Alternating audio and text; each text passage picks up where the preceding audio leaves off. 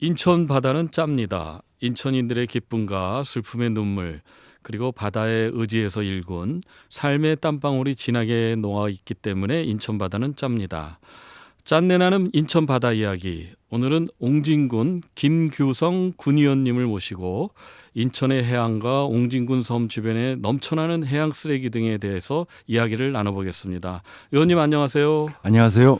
예, 바쁘신 의정 활동 가운데 이렇게 스튜디오로 나와주셔서 감사합니다. 그냥 본격적으로 그냥 말씀을 좀 나누고자 하는데요. 대청도가 고향인 걸로 알고 있는데 옹진군 의원이 된 어떤 특별한 계기나 동기가 있었습니까? 예, 저는 대청에서 초등학교, 예전에는 국민학교였죠. 그렇죠. 예. 5학년까지 다녔습니다. 제가 다녔던 그 학교는 지금 대청 면사무소가 그 자리에 있습니다. 제가 다닐 적에는 초등학교만 3군데가 있었습니다. 대청 안에만. 맞네요. 예. 왜냐면 도로 사정이 좋지 않았기 때문에 동네마다 하나 있었다라고 보시면 될 겁니다. 너무 멀리 가지를 못하니까. 그랬군요. 예. 제가 다녔던 학교는 3군데 중에서 학생 수가 중간 정도 됐습니다. 근데 제가 18명 있었고요. 저희 학교가 한 100명 정도 있었습니다. 네. 지금은 어림짐작이 안 되죠. 그렇죠. 예, 지금은 뭐 도시도 원도시면 뭐 학생 수가 워낙 적으니까. 계속 말씀드리면 저희 아버지께서 저희 옹진군 의원을 2대, 3대, 5대 군의원을 하셨습니다. 3번을 하셨네요. 예. 지금 오늘 보니까 본의 아니게 저도 아버지 뒤를 이어서 군의원이 하게 됐습니다. 근데 사실은요, 제가 아버지를 통해서 이 일이 그렇게 쉽지 않고 만만치 않다는 것을 익히 알고 있었기 때문에 이 길을 가시지 않으려고 했군요. 과거에도 몇 차례 제의는 받았는데요. 하고 싶지는 않았습니다. 지금 몇 대 군의원이시죠? 그러면? 지금 9대입니다. 9대. 예. 아까 아버님께서는 2대, 3대, 5대, 그리고 아드님이신 우리 김규성 의원님은 9대. 예. 그 아버님이 잘하셨기 때문에 아마 주민들이 저 정도 아버지가 일을 했으면 아들도 잘하겠다 그래가지고 뽑아 주신 거 아닙니까? 저희 아버지가 열심히 잘하신 건 맞는데요. 저에 대해서 그렇게 기대감을 가지셨는지는 잘 모르겠습니다. 그래도 주민들이 보고서 우리 고향을 위해서는 일 잘하겠구나 해가지고 아마 뽑으신 것 같은데 지금 이제 3개월만 있으면 3년이 되잖아요. 군의원. 예. 그동안의 의정 활동을 아주 굉장히 여기저기 다 많이 이제 보시면서 하셨을 텐데 그 소회가 어떻습니까? 3년 정도 된. 저희가 1년에 한 번씩 7개면 도서 방문을 의회에서 다니고 있습니다. 지금 3번째를 시작했고요. 올해는 자올과 영흥을 먼저 갔다 왔습니다. 3월 달에요. 사실은요, 익히 좀 알고 있었지만 그 예상했던 것보다 힘들고 어렵습니다. 저희 군이 120여 개의 섬으로 되어 있고요. 이 중에서 유인도가 24개고 더군다나 7개 면으로 구성되어 있는데 이 7개 면이 각기 다 떨어져 있습니다. 그러다 보니까 이 면마다 주민들의 성향, 지역적인 특성, 산업이 다 각기 다릅니다. 그렇겠죠. 예. 네네. 그래서 이에 따라서 현안들이 각기각색입니다. 지금 옹진군에는 군의원이 몇 분 계세요? 7명입니다. 그러니까 7분이 이제 옹진군을 이제 계속 의정 활동을 하시는데 제일 문제가 아무래도 섬이기 때문에 떨어져 있으니까 거길 이제 가는 게 쉽지는 않겠네요. 옛날에 대청도도 가는 게 굉장히 어려웠죠. 인천에서. 제가 13살 때요. 초등학교 5학년 겨울방학 때 인천으로 전학 왔습니다. 네. 그때는 짐작하시는 분들도 계시겠지만 북한에서 서해 오도를 반환하라고 할 때입니다. 그 70년대인가요? 예, 60년. 70년. 제가 77년 1월 29일 오후 1시에 여객선을 탔습니다. 예. 제 인생이 달라지는 시점이었기 때문에 대략 제가 한 48년 정도가 됐는데 지금도 잊어먹지를 못하고 있습니다. 오후 1시에 타서 그 다음날 오전 3시쯤에 인천 연안부대에 도착했던 걸로 기억을 하고 있습니다. 새벽 3시에 예. 그러니까 대청도에서 오후 1시에 떠나가지고 한 14시간 정도 걸렸던 걸로 합니다. 근데 좀 일찍 떠나서 오면 되지 않을까요? 아침 일찍 떠나면은 그래도 저녁 늦게는 도착할 것 같은데 왜 새벽에 도착하게 됐나요? 그때는 좀 전에 말씀드렸다시피 북한이 서해 5도를 반환하라고 하던 시점이기 때문에 여객선이 낮에는 다니기가 힘들었습니다. 그래서 시간이 오래 걸린 거는 NLL 쪽으로 다니지 않고 중국 쪽으로 많이 돌아서 다녔습니다. 물론 지금에 비해서 배도 좀 느렸지만요. 그렇죠. 예. 그래서 3시에 도착하잖아요. 그때는 통행금지가 있었습니다. 그러면 통행금지가 해제되고 대중교통이 다닐 때까지 배에서 기다리고 있었습니다. 그랬군요. 예. 그래서 굉장히 제가 한 배에서 4시 반에서 5시 정도에 내렸던 걸로 기억합니다. 그렇군요.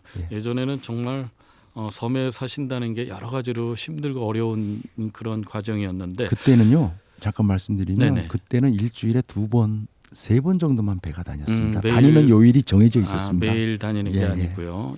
그랬군요. 자, 이제 오늘 주제로 좀 본격적으로 말씀을 좀 듣고 싶은데요. 그 옹진군이 그 해안 쓰레기, 그러니까 해양 쓰레기 문제가 아주 심각한 거 이제 보도를 통해서도 많이 나오는데 그 원인이 어디 있습니까? 이 쓰레기들이 왜 옹진 쪽으로 많이 지금 이렇게 생기고 또 유출되고 이쪽으로 많이 나오는지? 예, 제가 조금 이따 그 해안 쓰레기가 어디서 유입되고 그 해안 쓰레기가 어느 국내냐 국외냐에 대한 그 해양환경공단에서 모니터링하고 있는 것을 말씀드리겠지만 그 근본 원인은 첫째 육상 쓰레기 무단 투기에 따라서요. 네네. 장마철이나 폭우 시에 한강 하구를 통해서 내려오는 걸로 보이고요. 둘째는 어업 활동 중에 이거는 국내 어선과 중국 어선도 다 포함된 겁니다. 쓰레기라든가 폐오고를 무단 투기하는 걸로 보여지고요. 그다음에 관광객이나 해안 근처에 사는 주민들 또는 여행객들이 생활 쓰레기를 무단 방출하는 걸로 보이고요. 그다음에 그러니까 이제 야영이든 캠핑이든 하고 쓰레기를 수거해 가지 않아서 그게 이제 유출되는 걸로 보여지고 그다음에 저희 백년이나 대청, 소청 같은 경우 연평까지 포함했습니다. 장마나 폭우 시에 북한 쪽에서도 많이 흘러내려오는 걸로 보여집니다. 그러니까 이제 어쨌든 육지에서 그 제대로 처리가 안 되니까 이게 바닷물을 통해서 쓸려 내려오는 것도 있고, 그다음에 어부들이 그냥 배에서 활동하다가 그냥 버리기도 하고 바다에다가 특히 이 관광객들이 이제 그 섬에 놀러 갔다가 그걸 육지로 가져가지 않고 거기다 그냥 버리고 오는 뭐 이런 쓰레기들이 다 모여가지고 아주 심각하게 된 모양이네요. 예, 그렇습니다. 그럼 그 양이 어느 정도 됩니까? 그 유입량은 산정하기가 어렵습니다. 그 이유로는요. 저희가 군사지역, 무인도 또는 사람이 접근하는 지역은 저희가 수거가 원천적으로 좀 힘든 구석이 많습니다. 그렇군요. 그래서 수거량으로 7계면의 수거량을 말씀드리면 네네. 2024년도요. 전년도에 해안 쓰레기가 1,500톤 정도, 그다음에 폐오구 1,000톤 해서 약 2,500톤 정도를 수거했습니다. 수거한 게 한 2,500톤이네요. 이게 우리가 보통 우리 도로에 다니는 8톤 트럭으로 환산하면 한 300트럭 분이네요. 엄청난 그 300트럭 분의 그 양이 옹진군의 그 해양 쓰레기로 이렇게 매년 생기게 건데 진짜 이 우리가 알고 있는 거 이상으로 참 심각한 문제인데, 이게 아까 잠깐 그 유입되는 원인도 이제 설명을 해주셨는데 우리가 예전에 보도를 보면 그 해외에서 특히 중국에서 이게 떠밀려오는 쓰레기가 많다 그러던데 지금 이게 어떤 상황입니까? 저도 그런 보도를 많이 봤습니다. 그래서 제가 해수부와 해양환경공단에서 해안 쓰레기에 대해서 계속 모니터링을 하고 있습니다. 해마다. 네네. 근데 저희 옹진군은 백령도와 영흥도를 조사하고 있습니다. 대략 보면 표본은 한 800개 정도를 수집해서 그걸 조사하는 것 같습니다. 7, 800개를 표본으로 해서요. 근데 21년도 기준으로 보면 그 개수를 기준으로 보면 국내가 91%, 해외가 9%, 22년도에는 국내가 88%, 해외가 12%. 네네네. 한 10% 되는 거네요. 해외에서 예, 들어오는 게 보통 매년 한 10%. 그러니까 예.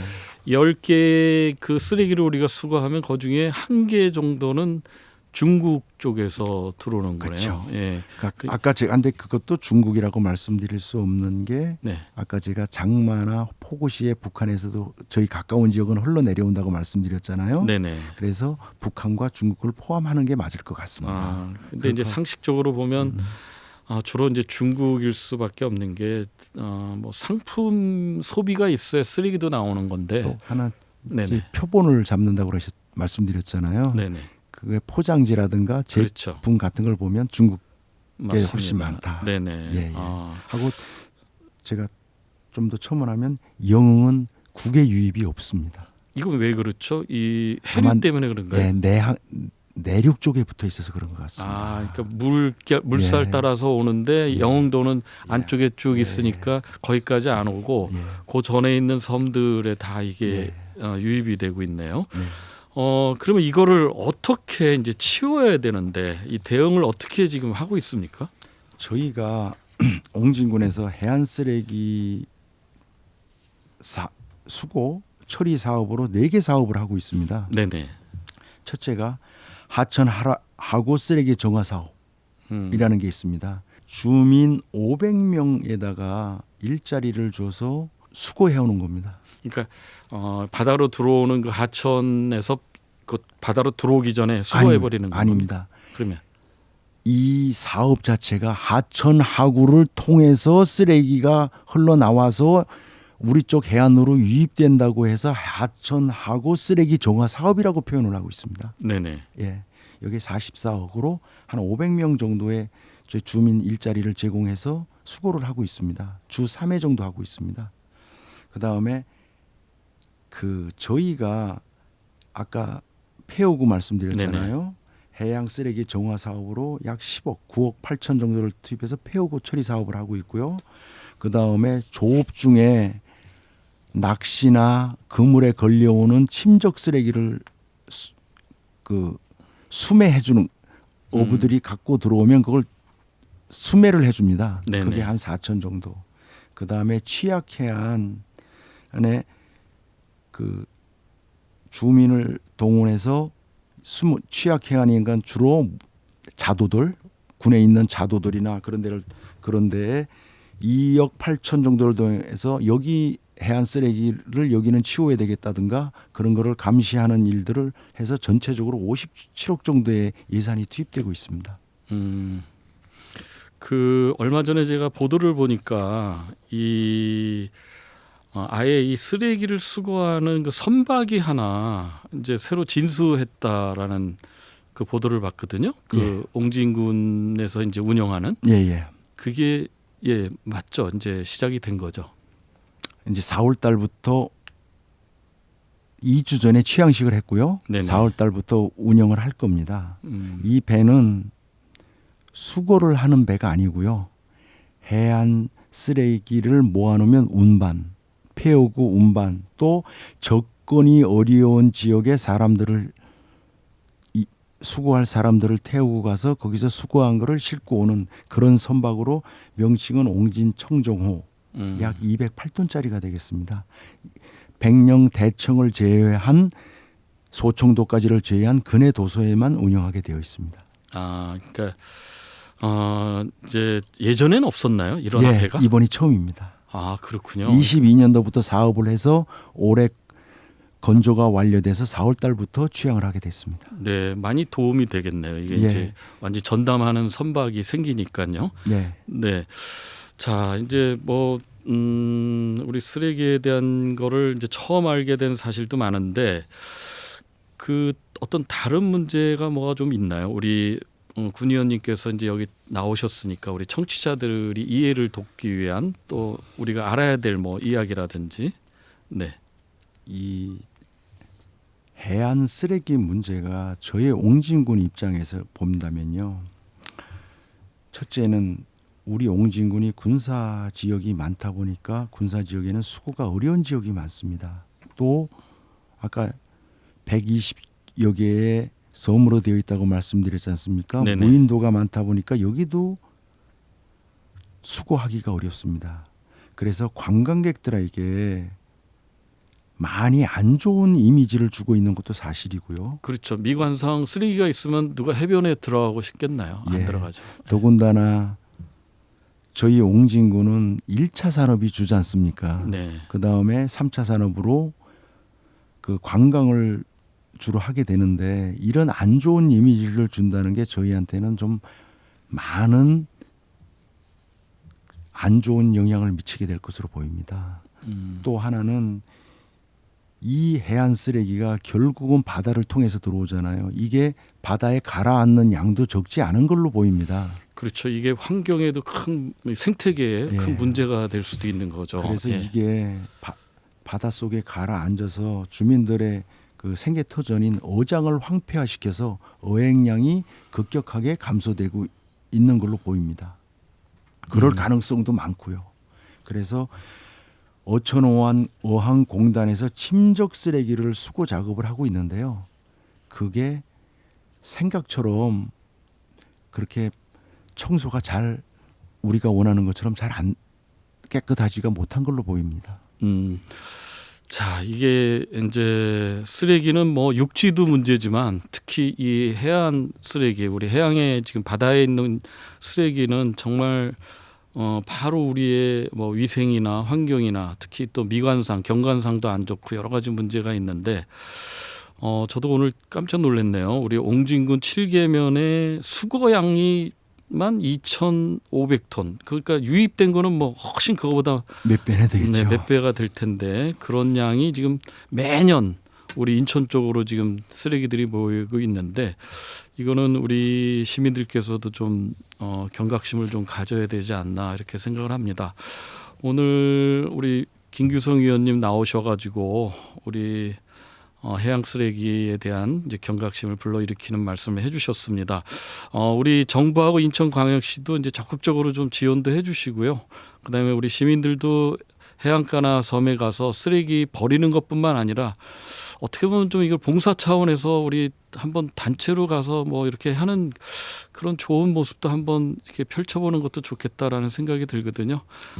계속 우리가 이거에 대해서는 계몽을 좀 해야 되는 상황이 아닌가 이렇게 생각을 합니다. 의원님 오늘 감사합니다. 중요한 주제 갖고 오셔가지고 이렇게 방송에서 말씀해 주셔서 고맙습니다. 우리 김규성 의원님 감사드립니다. 나중에 또 옹진군에 관한 여러 가지 그런 걸 또 기회가 되면 방송을 통해서 좀 알려주셨으면 좋겠습니다. 예, 감사합니다. 네, 고맙습니다. 예.